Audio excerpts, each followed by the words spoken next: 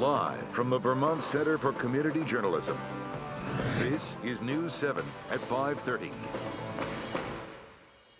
Good evening. I'm Kiernan Brisson, and I'll have all your headlines from around the Northeast Kingdom in just a minute. But first, meteorologist Jess Langlois has a first look at the forecast. Now, Jess, I know we have some water on the way for this weekend, but what's this weekend look like? Well, fortunately, we're going to have a brief break in the flooding. This was actually yesterday. Route 5 in St. Johnsbury experienced some pretty bad flooding, but thankfully now that today's been dry and that tomorrow's going to be dry as well, we'll start to see that water receding. In fact, the radar's quiet at this hour, and as a result, the flood warning for the Passumpsic River has been dropped, but we still do have a couple of flood warnings in effect, predominantly for the Connecticut River near Dalton, and also the Barton River is still experiencing a flood warning as well, but we will expect the water to continue to go down as we go through the rest of the day. And the reason why we're going to be looking at that is that tomorrow is actually going to be the nicest day of the week. So tomorrow, if you're looking for sunshine, that's the day for it. And then after that, things are going to start to go downhill again. But tomorrow's going to be a great day for those river levels to continue to go down. I'll tell you when the next chance for flooding begins in a few minutes. Kieran? Thank you very much, Jess. Crews have their work cut out for them in many towns like Linden. Some places like Severance Hill and roads connecting to it felt the wrath of flooding yesterday. Severance Hill was reduced down to a one lane as water began to erode the pavement. Chesterfield Hollow Road was another, but crews were quick to replace the culvert and get it passable to one lane again. Finally, a Danville crew chipped in and began on repairing Hutchison Road by flattening out the dirt and arranging the rocks to prevent further flooding. The recent weather has meant a large rise in water levels and has led to flood warnings throughout the state of Vermont for the start of this week. The town of St. Johnsbury issued flood warnings yesterday morning with the water level of the Passumpsic River cresting the lowest ridges within the city limits. Now they're looking to address the damages, estimated around $75,000, while also trying to keep residents and property safe from the rising water. You know, we'll look at the weather reports. There was some warnings issued by the state emergency management, so some readiness preparation. So it wasn't a huge surprise on Monday morning that we had some flooding damage. It was kind of anticipated. As said earlier, with more precipitation in the forecast for the weekend, St. Johnsbury and other towns have begun preparing for the water that's on the way. Upgrades that were set for the Pearl Street water main in St. Johnsbury are now underway after the project had been delayed from last year. Out of construction projects that were seen last year, the upgrades to the aged 6-inch water main on Pearl Street were postponed to this spring because the project could not be done last fall with the rapid drop in temperatures. Town manager Chad Whitehead expects the project to be underway within this next week. Based on the Vermont water supply rule, a hydrant cannot be on a main any smaller than an 8-inch main. Not just the regulatory piece to it, the condition of the main is pretty poor, or believed to be pretty poor. The new 8-inch water main will greatly improve water pressure and ensure fire safety for businesses located on Pearl Street, who are looking at a risk due to the poor water pressure they are currently seeing with the outdated piping. A Canadian-based company by the name of MIDI Manufacturing, now owned by Universal Boot, will be relocating from Colorado to St. Johnsbury.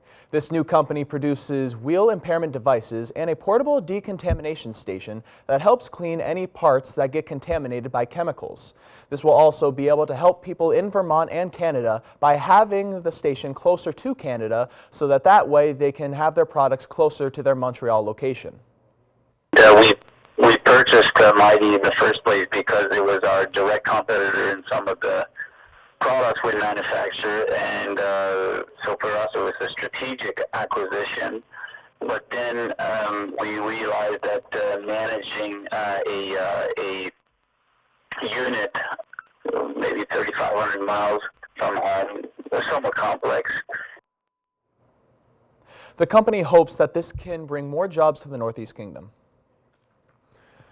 It's known as Our Lady of Paris, an iconic piece of Gothic architecture with more than 13 million visitors to the Catholic site every year. And on Monday night, she was engulfed in flames. But thanks to hours of intense firefighting, the Notre Dame Cathedral still stands.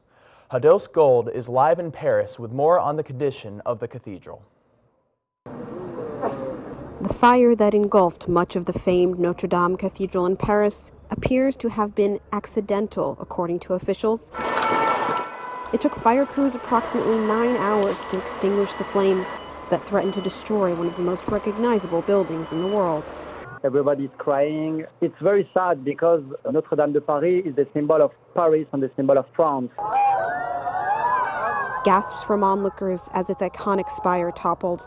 The Interior Minister says it will take approximately 2 days to secure the structure before anyone can be allowed back in to pull more artwork and fully assess the damage. French President Emmanuel Macron vowed that they would rebuild the 850-year-old church and will be launching an international fundraiser. Hundreds of millions of dollars have already been pledged from French billionaires, companies, and nations around the world. From Strasbourg, the French capital of the European Union, I call on all the 28 member states to take part in this task. The burning of the Notre Dame Cathedral has again made us aware that we are bound by something more important and more profound than treaties.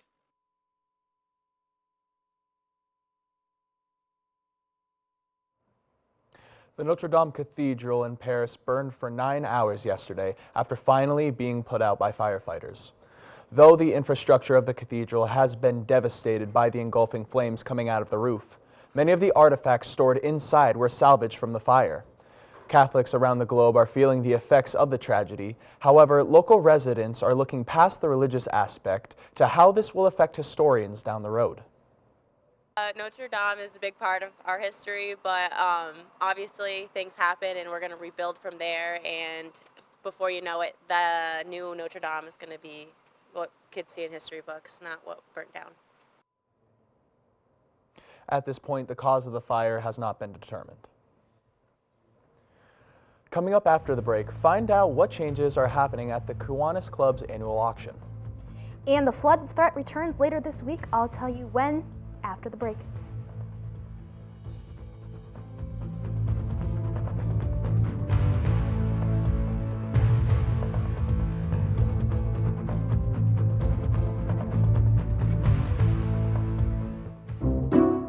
I'll never forget the day our landlord called and said, "Read your lease. No pets allowed." My owner tells him my dog ate the lease, but that didn't work. And now I'm stuck in a shelter. But this pit bull is ready for a new crib. I'm loving, loyal, and play well with others. So don't be intimidated by all my muscles, because the biggest one I have is my heart. That's right, I said it.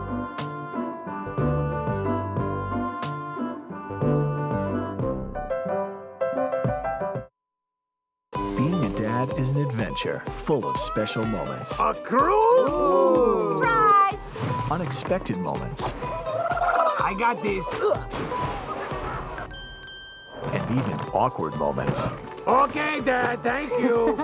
But every moment you spend with your kids, even the smallest moments, can make the biggest impact on your child's life. So take a moment to be a dad today.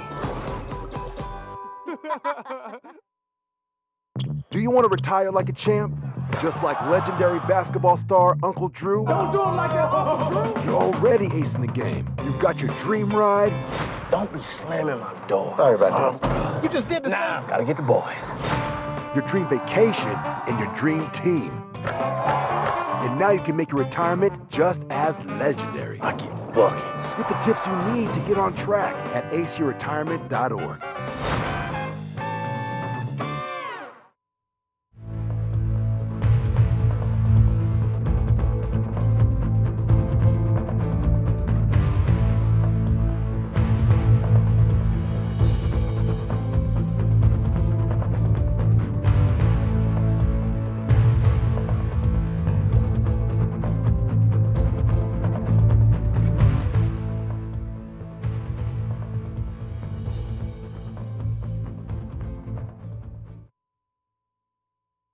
Well, it looks like things are starting to get better in a lot of our area. The flood warning has been dropped for the Passumpsic River in St. Johnsbury, but we still have a couple of flood warnings in effect at this hour. This one is in effect for the Connecticut River at Dalton. So that's going to be continuing through the day. That river is still about a foot above flood stage. Another river that we're still watching at this point is the Barton River. That one is expected to drop below flood stage very shortly. But the good news is it is dry out right now, and the clouds are starting to break up too. So as we move on through the evening, we will see conditions conditions both in the sky and in the rivers continuing to improve as we go through the duration of the evening. So once again, the clouds are starting to break up thanks to some high pressure that's moving into our area. That'll actually cause some clearing overnight and a really nice day tomorrow. Tonight we'll expect temperatures to drop into the upper 20s, so another chilly night as those skies do begin to clear. But the good news is tomorrow's actually going to be the nicest day of the week and the first time we're going to see some sun for quite some time. So tomorrow we'll expect temperatures to get into the lower 50s, so probably the most pleasant day for at least the next week with all that sun. So definitely a day to get outside and enjoy things. Once we get through the next couple days though, we'll start to enjoy temperatures getting into the 60s, upper 50s and 60s for quite a while. But the bad news with these temperatures is we're going to start to see the clouds and the rain coming back. So with this, we do have our next system coming up. Starting Thursday, we'll have this warm front that brings in our next set of rain, some lighter showers for your day Thursday. So once we get into the day Thursday, we start to see those showers moving in. Nothing crazy in terms of rainfall accumulations, but then by the day Friday, we'll start to see the rain become a little bit lighter, but the clouds aren't going anywhere. What we're really watching for the next possible flood threat is coming into the weekend. This is your Saturday. Things are going to look pretty wet and then continue into the day Sunday. So that's when we're going to start to really monitor those river levels going into the weekend. So once again, the next chance for some heavier rain later on in the week. The reason why we're really watching those rivers this time of year is due to the fact that we do have those warmer temperatures coming in and melting snow really quickly. We've actually seen the snow melting with those higher temperatures, and with upper 50s and 60s on the way, whatever snow is left on the ground and in the mountains is going to start to melt and flood up those rivers again, as well as the heavy rain that we're watching possibly later in the week. So it's something just to keep an eye on for your Easter weekend as well. So coming up the next 7 days, like I said, things aren't looking too bright after tomorrow, but definitely want to get out there and enjoy it. Things are looking a little dreary for Easter weekend, but overall not a bad week on tap with those warmer temperatures coming up as well. Clouds continue into the beginning of next week too. Okay, great. Thank you very much, Jess. Appreciate it. Even though Green Up Day is a few weeks away, throughout Vermont, towns are preparing to clean up their communities. Green Up Day has been around for over 49 years and with over 13,000 miles of roads getting a good spring cleaning. Green Up Day started as a way to clean up the winter roads. The town of Barnet has plans to start the cleanup process throughout the town. Barnet's first place for Green Up Day is the Barnet School. Clean up on Green Up Day and bring the green bags, so they're distributed throughout the state. Those bags, identify them as Green Up bags. Then there's no cost. Green Up Day takes place statewide on May 4th. This week, the state of New Hampshire is celebrating a whole week dedicated to wildlife awareness. The purpose of this week is to help educate people about the environment around them. Spring is a time where animals tend to be at their most prominent. Wildlife awareness is not only for the animals in the surrounding forest, but for the health of their habitats as well. This week is for keeping animal environments, as well as ours, healthy. The Kiwanis Club will be hosting its annual auction in a live format this year, rather than an online forum as they have done for the past 2 years. Members of the Kiwanis Club were happy to divulge what brought about the change. The Kiwanis Pool will be holding its annual auction to raise funds for the pool's upkeep in the coming year. While the auction has been online for the past 2 years, heads of the Kiwanis Club thought it'd be best to hold a live auction this year. The internet auction that we did the last couple years seemed like some people were feeling left out because they didn't get to see it going on the radio or TV or get to participate other than on the internet. So we decided to do a live auction. We're changing it up a little bit and hopefully it'll go well. With the pool's annual upkeep of around $50,000, they hope that a live auction will bring more sales due to the community aspect of hosting an auction in person with multiple community members in attendance, rather than an online auction with everyone bidding on items independently. Mostly, Kiwanis members thought it would be a nice change of pace to just hold a normal auction this year to see if they can get more bids. I think that if you get a good group in a room together and get people, there's an atmosphere in a live auction that you can't get on radio or TV or internet, where people are sort of being happy and competing against each other and when it's for a good cause like we're raising money for, I think you'll get more. The auction will be held at the Elks Club in St. Johnsbury on Saturday, May 4th, for one night only. The event is open to the public, however bids must be made in person at the event. Luckily, it is a relatively easy event to host, with only 5 Kiwanis members putting on the event and 1 auctioneer to handle the bidding. The revenue generated from the auction goes towards funding the Kiwanis public pool and the programs that are held at the pool, such as swimming lessons for local children and meals. And every year, we have about 600 children go through us for swimming lessons in the morning. And then we have open swimming in the afternoon and the evening. So it's free swimming and free swimming lessons to everybody. The auction is a big fundraiser to cover our operating costs. We run a program that services the community, about 20 surrounding towns. Members charged with taking care of the pool during months of operation look to the auction as one of its largest benefactors and sources of funding. So they don't charge anything for swimming lessons, for swim team, for general swim. So to cover their operating costs, they do multiple things, and the auction is one of those fundraisers. Many local community members grew up learning to swim at the Kiwanis pool, including a few Kiwanis members as well. That swimming pool has taught hundreds of kids, probably thousands of kids, to swim in the years that it's been there. It's going to be the 75th anniversary this year. I took swimming lessons there when I was a kid, and if you walk up and down the street and find native St. Johnsbury people, I bet you at least 3/4 of them took swimming lessons there. For many residents, the Kiwanis pool has become a summer tradition, one that Kiwanis members don't want to see change. I see people of all ages say the amount of hours that they spent here at the pool, the swimming lessons that they took, and just the general atmosphere of the facility. You see parents with small children, grandparents bring their kids back in, and every year I get parents and adults that say that they learn to swim here and just have a fond connection with the facility. And the auction will ensure that this tradition carries on for another year. The Kingdom Trails officially ended their winter season on Friday afternoon. Warmer temperatures, melting the snow, and rain making multiple appearances here in the Northeast Kingdom have been factors in the closure.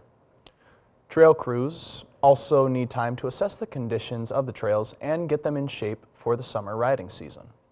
Typically, they are closed for the month of April. However, with all of the snow received this winter, they were very reluctant to close when conditions were still rideable. Usually we're shut down for the month of April, but we'll stay open until we don't have any snow anymore. But as you guys have seen, that we have gotten a lot more snow this year, so we have been able to stay open later. Donnelly says that there is not an opening date slated just yet, but they will open up when conditions allow. And now Jess joins us with a final look at the weather. Jess, what's the weather going to be looking like? Well, tomorrow looks great. Perfect day to get outside, enjoy some sunshine. Definitely going to need it because next 7 days after that, looking pretty gloomy. Yeah, so with all that rain coming, would you say that the sun tomorrow has a good chance of drying stuff out, so hopefully we don't get those flooding conditions that we saw yesterday? Yeah, tomorrow's going to be the best chance for those river levels to get down as low as they can before we start to add to it again once we get into the end part of the week. See some more rain coming in. So now, how much precipitation would you say we should expect over the weekend? Well, right now we're looking at least probably an inch over the course of the weekend. Could be a little more than that though. Still watching for exact amounts, but certainly definitely want to keep an eye on the melting snow and the rain. Now, since we're in Vermont, I have to ask, we have all this precipitation on the way. Is there any chance that the weather's going to drop so we may even see some snow with this rain? Fortunately, the good thing is with the warmer temperatures that are coming in at the end of the week, really looks like we're done with the snow for now. All rain for this next week, which is going to be nice for us. We've seen enough snow this winter. All right, well, we'll just have to take the good with the bad. Thank you very much, Jess. That's all we have for this edition of News 7 at 5:30. I'm Kieran Brisson. For more stories, check us out online at news7newslink.net. And I'm Jess Langlois. From all of us here at News 7, have a great evening.